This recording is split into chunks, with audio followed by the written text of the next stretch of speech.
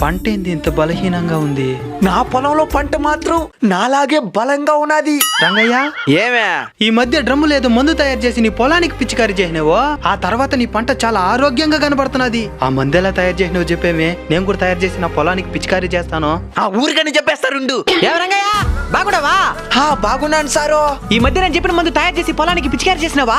చేసినాను సార్. దానికి నా పంట అంత ఆరోగ్యంగా ఉండేది. మరి నీ పక్క రైతు కూడా ఎలా తయారు చేసుకోవాలో చెప్పినావా? ఓడికని చెప్పేది. ఏమైంది రంగయ్య? పక్కనోడు బాగుపడితే నాకు నచ్చదు సార్.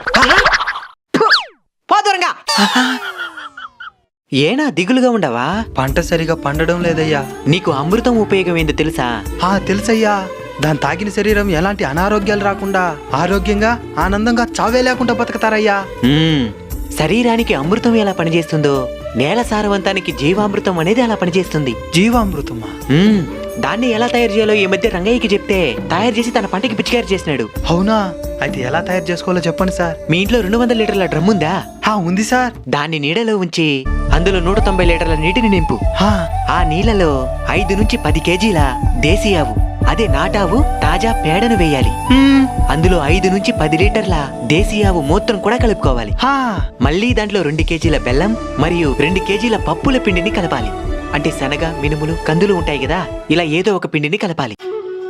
ఆ తరువాత చివరిగా ఒక గుప్పెడు పుట్టమట్టిని కలిపి మూత వేసేయాలి. ఆ తరువాత రోజుకి 2 సార్లు కర్రతో మొత్తం కలిసేలాగా తిప్పాలి. అంతే, 48 గంటల్లో అంటే 2 రోజుల్లోనే మన జీవామృతం తయారైపోతుంది. చాలా ఈజీ సార్, తయారు చేసేస్తాను. దీన్ని ఎలా వాడాలి? 200 లీటర్ల జీవామృతాన్ని 1 ఎకరం పొలానికి డ్రిప్ లేదా ప్రవాహ నీటి ద్వారా అందించవచ్చు. లేదా 10 లీటర్ల నీటికి 1 లీటర్ జీవామృతం కలిపి పంటలపై పిచికారీ చేసుకోవచ్చు. ఇలా 15 నుంచి 21 రోజులకు ఒకసారి వాడుకుంటే మంచి ఫలితాలుంటాయి. ఏ పంటకైనా సరే ఈ జీవామృతాన్ని వాడుకోవచ్చు. అలానే ఈ జీవామృతాన్ని ఉపయోగించేటప్పుడు నేల తేమగా ఉండేటట్టు చూసుకోవాలి. సరే అయ్యా. ఎలాంటి కెమికల్స్ వాడకుండా సహజ సిద్ధంగా తయారు చేసుకున్నాం కాబట్టి పిచికారీ చేసేటప్పుడు రైతులకు కూడా ఎలాంటి అనారోగ్య సమస్యలు కూడా రావు. సేంద్రియ వ్యవసాయంలో భాగమైన ఈ జీవామృతాన్ని వాడటం వల్ల నేల ఆరోగ్యంగా ఉంటుంది, రైతు ఆరోగ్యంగా ఉంటాడు, ఆ నేలలో పండిన పంటలు తిన్నా ప్రజలు కూడా ఆరోగ్యంగా ఉంటారు. అవునయ్యా, నేను కూడా ఇలానే పంట పండిస్తానయ్యా.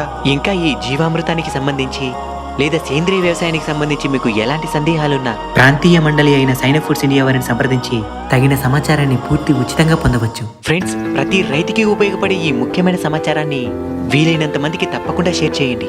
అది ఎలాగోలా గ్రామ స్థాయిలో ఉన్న రైతుల దాకా చేరుతుంది.